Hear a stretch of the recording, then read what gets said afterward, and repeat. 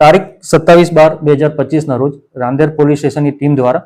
અડાજણ બસ ડેપોમાં આવેલ હપટાઉનમાં એક કોમ્બિંગની કામગીરી કરવામાં આવેલ,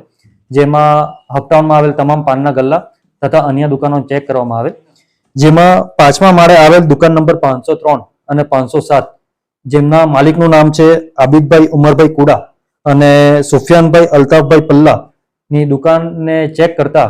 બ્રાન્ડેડ કંપનીના અલગ અલગ બ્રાન્ડેડ કંપનીના શૂઝ, ઘડિયાળ, purse, perfume, goggles, T shirts, Crocs મળી આવેલ અને એમને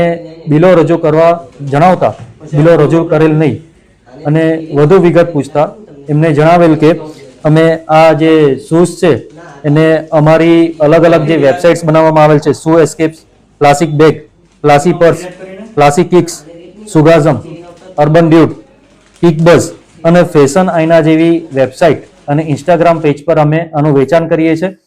અને